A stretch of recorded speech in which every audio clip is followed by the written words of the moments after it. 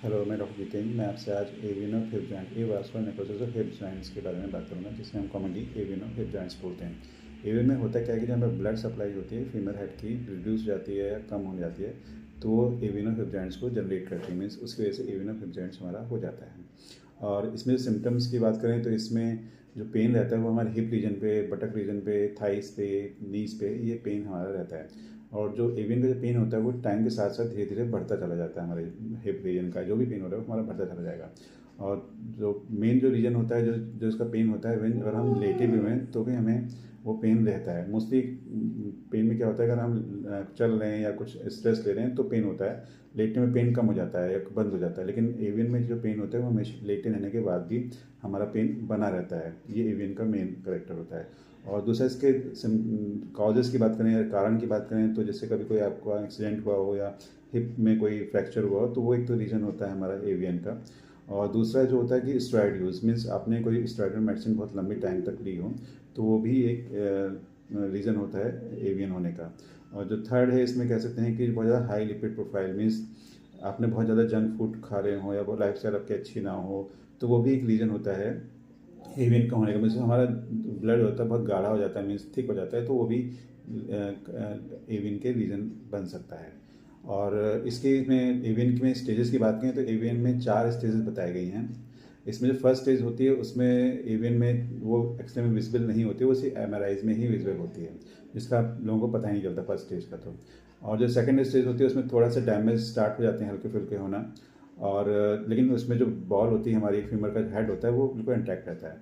और जो third stage है उसमें जो हमारा जो बोन फीमर का हेड है कोलैप्स होने लगता है, मतलब वो स्टार्ट हो जाता है कोलैप्स होना। और ये अच्छे से विजिबल होता है एक्सरे में। जो फोर्थ स्टेज जो है उसमें वो फाइनल स्टेज है, उसमें मतलब जो फीमर का हेड है वो बिल्कुल तरह कोलैप्स हो गया, तो उसको हम फोर्थ स्टेज बोलते हैं। तो इसकी 4 स्टेज होती हैं। इसमें जो फर्स्ट और सेकंड स्टेज होता है वो लोगों को पता ही नहीं चलता। मीन्स मोस्टली जो लोगों को पता है थर्ड स्टेज में आके ही चलता है, जब वो एमआरआई कराते हैं तब तो अच्छे से क्लियर होता है कि हाँ एवियन हो गया है। और अगर हम ट्रीटमेंट की बात करें आयुर्वेदा में या इसमें, तो आयुर्वेदा में एवियन के लिए हम लोग पंचकर्मा थेरेपीज करते हैं कई इसके अंदर। और दूसरा हम लोग मेडिसिन देते हैं, आयुर्वेदिक मेडिसिन देते हैं, तो इससे बहुत अच्छे रिजल्ट्स मिलते हैं एवियन में। ठीक है। और जो ट्रीटमेंट है बिल्कुल ही सेफ़ है, इसमें ना कोई इंजेक्शन है, ना कोई कट है, ना कुछ है। तो इससे बहुत अच्छे रिजल्ट्स मिलते हैं, तो उनको आप इसको आप लेंगे तो आपको काफ़ी इंप्रूवमेंट मिलता है एवियन में। और फर्स्ट और सेकंड स्टेज तो बहुत अच्छे रिजल्ट हैं इसके अंदर। थर्ड स्टेज के रिजल्ट्स मिल जाते हैं अगर वो डाइट को फॉलो करता है, हमारे जो हम लोग कहते हैं उसको जो मानते हैं और टाइम टाइम पे ट्रीटमेंट लेते हैं, तो उससे थर्ड स्टेज में भी काफ़ी अच्छे रिजल्ट्स मिलते हैं। और जो फोर्थ स्टेज होता है इसमें बिल्कुल ही हेड कोलैप्स हो गया, तो ये हम नहीं कह सकते हम बिल्कुल उसको नॉर्मल कर देंगे या पहले जैसे कर देंगे। लेकिन ये होता है कि हम उसकी क्वालिटी ऑफ लाइफ को इम्प्रूव कर देते हैं। मीन्स जो उसका पेन हो रहा है, जो हिप जॉइंट पेन हो रहा है, इसका पॉस्चर डिस्टर्ब हो गया है या चलने में दिक्कत हो रही है, तो वो उस चीज़ों को हम उस पर काम कर सकते हैं, तो उससे भी काफ़ी आराम मिल जाता है। मीन्स उसकी क्वालिटी ऑफ लाइफ इंप्रूव हो जाती है।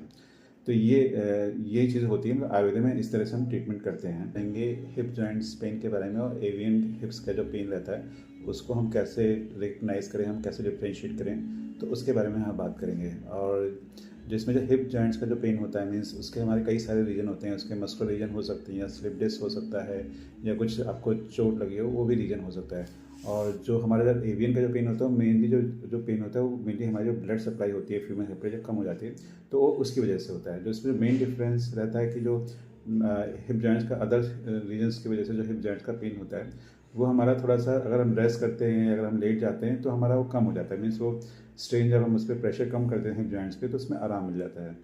लेकिन जो हमारा एवियन का पेन होता है मीन्स कि वो हमारा हमेशा ही बना रहता है। मीन्स वो हमेशा रहता है, ऐसा नहीं कि आप लेट गए तो वो पेन कम हो जाएगा, वो तो हमेशा ही बना रहेगा। और वो तो बहुत ही थ्रॉबिंग होता है, बहुत इंटेंस पेन होता है। और जबकि हिप जॉइंट्स का जो पेन अदर जो सिम्टम्स होते हैं वो पेन डल रहेगा या थोड़ा सा तेज होता है, कभी कम हो जाता है, मतलब उसका चलता रहता है। मीन्स कभी ज़्यादा हो गया, कभी कम हो गया, थोड़ा सा ये रहता है। मीन्स कि वो बहुत ज़्यादा इंटेंस नहीं होता है, डल होता है। ठीक है। तो ये जो मेन डिफरेंस होता है हमारे हिप जॉइंट्स के और एवियन के पेन के, हम इसको इस तरह से हम डिफ्रेंशिएट कर सकते हैं। और जो एवियन का जो पेन होता है वो समय के साथ साथ इंटेंस होता ही चला जाता है, मीन्स वो बढ़ता ही चला जाता है। जबकि हिप जॉइंट्स का पेन जो अदर जो रीजन होते हैं वो समय के साथ, मतलब अगर आप रेस्ट करते हैं या उसमें मसाज करते हैं, कुछ करते हैं, तो उससे उसमें आराम मिलता है। लेकिन हिप जॉइंट के पेन में वो जस्ट नॉर्मल मसाज उससे कोई आराम नहीं मिलता है।